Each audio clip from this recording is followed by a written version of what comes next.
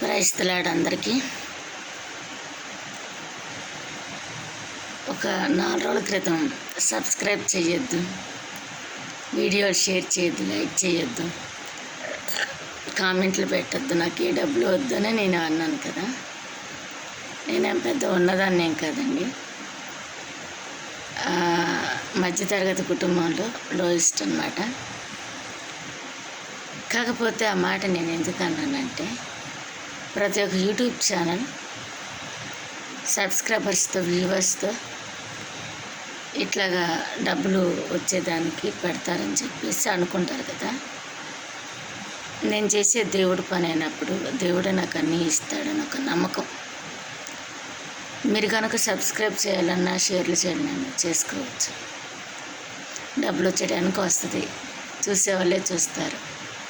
కాకపోతే నేను దేవుడి మీద నమ్మకం పెట్టుకొని ఉన్నాను. దేవుడే ముందుకు నడిపిస్తాడు అని. అభివృద్ధి అనేది ఆయన ఇస్తేనే ముందుకు సాగిద్దండి. అదే మనం తీసుకుంటే, మనం ఆరాటపడితే ఆ అభివృద్ధి 1 సంవత్సరం 2 సంవత్సరాలు ఉంటుంది, తర్వాత ఉంటుందండి.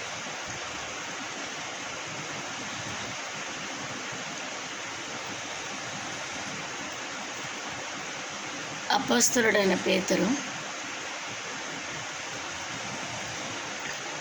శిష్యులతో కూర్చున్నప్పుడు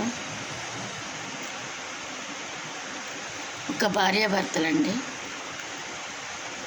పొలం అమ్మి మొత్తం డబ్బు తీసుకొస్తానని చెప్పి మాట్లాడతారు. కానీ పొలం అమ్మి మొత్తం డబ్బు ఎందుకు ఇవ్వాలి, సగం డబ్బు దాచుకొని సగం దేవుని పనికి ఇద్దామని అనుకుంటారు. అట్లాగే ముందుగా భర్త వచ్చి డబ్బులు సగం ఇంట్లో దాచిపెట్టి భార్యాభర్తలు సగం పేతురు తిరిగి తీసుకొచ్చి వచ్చినప్పుడు పేతురు అడుగుతాడు, ఏమయ్యా మరి పొలం ఎంతకి అమ్మారా మీరు, మీకు ఇంతకీ అమ్ముడుపోయిందా అంటే, అయ్యా ఇంతకీ అమ్ముడుపోయిందని చెప్పేసి అంట. నువ్వు అబద్ధం చెప్తున్నావు, మేము మనుషులు మేము గ్రహించలేకపోవచ్చు, కానీ పరిశుద్ధాత్మ దేవుడు గ్రహిస్తాడు నువ్వు చెప్పేది అబద్ధమని.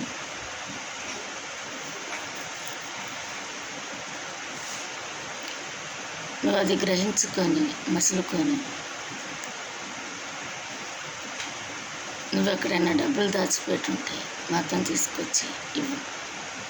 లేవద్దు, నిజమే చెప్తున్నావా అబద్ధం చెప్తున్నావా అంటే, నిజమేనయ్యా నేను ఇదే చెప్తున్నాను, అబద్ధం ఏం చెప్పట్లేదు అని అన్నప్పుడు పరిశుద్ధాత్మ దేవుడికి కోపం వచ్చి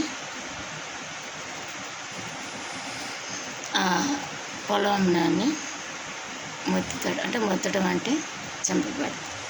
అంటే తన తప్పును దాచిపెట్టాడు, తప్పును ఒప్పుకోలేదు, నిజం ఒప్పుకోలేదు. ఒకవేళ అతను కనుక నిజం ఒప్పుకొని దేవుడి మీద పాదాల మీద పడి క్షమించమని అడుగుంటే క్షమించేవాడేమో. అలా కాకుండా దాన్ని ఇంకా ఓటిస్తున్నాడు, గట్టిగా చెప్తున్నాడు. ఈ విషయం అంతా తెలియక భార్య కూడా వచ్చింది. ఆ భార్య కూడా అట్లాగే ఒప్పుకుంటాను, నిజమే అయ్యగారు, నా భర్త తెచ్చిన డబ్బులతో నేను పొలమన్నాను, నువ్వు అక్కడ దాచిపెట్టలేదండి. పేతురు మళ్ళీ అడుగుతాడు, నిజమే నాకు చెప్పు, నిజమే నీ భర్త చనిపోయాడు, దేవుడికి కోపం వచ్చింది, నిజమేనా, నువ్వేనా నిజం ఒప్పుకో అన్నప్పుడు నిజం ఒప్పుకోలేదు, తను చనిపోయాడు. దేవుని సన్నిధిలో ఏదైనా నువ్వు ఇవ్వాలి అనుకున్నప్పుడు మనస్ఫూర్తిగా ఇవ్వాలి. మనసు సంకోచిస్తూ ఉంటుంది, ఎందుకు ఇవ్వాలి అది. ఒక్క నిమిషం దేవుని సన్నిధిలో కనిపెట్టి ప్రార్థన చేసి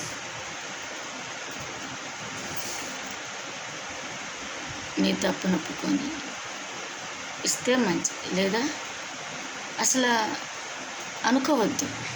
మొక్కుబడి అనుకోవద్దు, ఇలా ఇస్తాను ఇలా ఇస్తాను. ఒక చోట అంటాడు కదా దేవుడు, మొక్కుకొని ఇవ్వకుండా కొనకుండా ఉండటం మంచిది. మొక్కుకొని ఇవ్వకుండా శాపం తెచ్చుకునే దానికంటే అసలు మొక్కుకోవడం మంచిది, మొక్కుకోకుండా ఉండడం మంచిది కదా. దేవునితో ఏదైనా ఒక ఒప్పందం చేసినప్పుడు దాని ప్రకారం నడిస్తే మనకు అభివృద్ధి వస్తుందండి. దేవుడు ఇవ్వని అభివృద్ధి ఎందుకు పనికిరాదు. దేవుడు ఇవ్వని ఆశీర్వాదం, దేవుడు ఇవ్వని దీవెన, దేవుడు ఇవ్వని పిల్లలు. కానీ దేవుడిస్తే ఏదైనా సరే 30 60 100 వర్ధించు.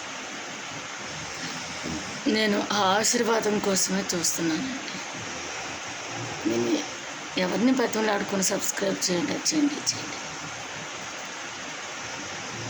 మధ్యతరగతి కుటుంబంలో లోయెస్ట్ కుటుంబం ఉండే నాది. అంత ఉన్నదాన్ని నేను కాదు. నాకున్న సమస్య నాకున్న బాధలు నాకు. అలా చెప్పంగానే నేనేదో పెద్ద ఉన్నదాన్ని అనుకోవద్దు. సేవ చేయాలని ఒక తపనతో, దేవుడిచ్చిన ప్రేరేపణతో, దేవుని ఆత్మ ద్వారా నడిపించబడుతున్నాను. ఎంతమందిలోకి ఈ వాక్యం వెళ్ళిద్దో నాకైతే తెలియదు, కానీ ఫలించి అభివృద్ధి పొంది ఆ దేవుడిచ్చిన ఆశీర్వాదం పొందాలన్న ఆశ అండి. అంతేగాని నేను ఏదో పిచ్చిదాన్ని ఇట్లా అనాసన అనుకోవద్దు. నేను ఏ వీడియోలు చూసినా, ఎవరేం మాటలు చెప్పినా, ఏ పుస్తకం చదివినా అందులో నాకు పనికొచ్చే కుటుంబానికి జీవితాలకు మంచిగా ఉండేవే తీసుకుంటాను. ఎవరిని కించపరచను, ఎవరిని మాటతో అన్నాను. ఆ పైన భగవంతుడు చూసుకుంటాడు. దావీదు దేవునిందు భయం భక్తితో తన జీవితాన్ని గడిపి ఎంతగానో ఆశీర్వదించబడ్డాడు. అంటే ఆయన వంశంలో నుంచి యేసుక్రీస్తు పుట్టుకొచ్చాడు. సొలొమోను అదే సమయంలో అభిషేకించాడు, అదే దేవుడు చూపించింది, కానీ శపించబడ్డాడు. ఒక మనిషిలో కుళ్ళి కుచితం కుట్ర ఉండకూడదంట. అవన్నీ తీసివేసి మనం బ్రతకాలి. అందరూ బాగుండాలి, అందులో నేను ఉండాలన్నట్టుగా ఉంటే కుటుంబాలు ఆశీర్వదించాలి. దేవుడు ఇచ్చే ఫలము కోసం ఎదురు చూస్తాం, దేవుడిచ్చే అభివృద్ధి కోసం ఎదురు చూస్తాం. ఆయన పరిశుద్ధాత్మ దేవుడు మన కుటుంబాన్ని అభివృద్ధిపరిచి ఫలపరిచి ఆశీర్వదించండి. Praise the lord.